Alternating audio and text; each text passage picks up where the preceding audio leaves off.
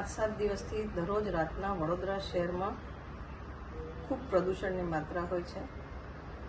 શ્વાસ લેવામાં મુશ્કેલી થાય, આંખોમાં બળતરા થાય, તે રીતના કોકટેલ ઓફ ગેસીસની સ્મેલ આવે છે.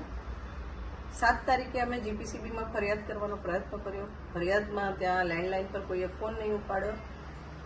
રિજનલ ઓફિસર મહિડા સાહેબને બી અનેક વખત મેં મિસ કોલ કર્યા, એમને બી ફોન નથી ઉપાડ્યો. છેલ્લે અમે લેખિતમાં મેસેજ છોડેલો.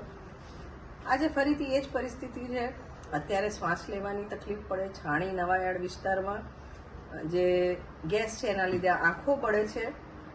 આજે બી અમે પોલ્યુશન કંટ્રોલ બોર્ડમાં ફરિયાદ નોંધાવી છે અને જીપીસીબીના રિજનલ ઓફિસરને બી કોન્ટેક્ટ કરવાનો પ્રયત્ન કર્યો, પણ હજી રિજનલ ઓફિસરે રિસ્પોન્ડ કર્યો નથી. એમને મેસેજ બી છોડ્યો હતો ત્યાંના વોચમેન મારફતે, પણ હજી સુધી એમનો જવાબ આવ્યો નથી.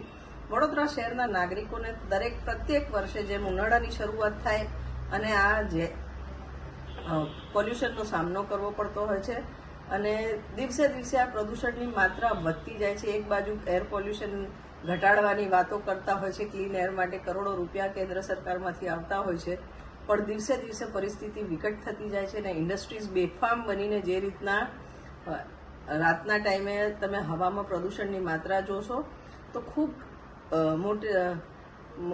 મોટા ફિગર્સ આવશે અને વડોદરા શહેરમાં દૂષણ વધતું જઈ રહ્યું છે. ત્યારે તાત્કાલિક આના માટે પોલ્યુશન કંટ્રોલ બોર્ડ જાગે અને જે પોલ્યુટિંગ ઇન્ડસ્ટ્રીઝ છે તેમના સામે સ્ટ્રિક્ટ થાય તેવી અમારી માંગણી છે.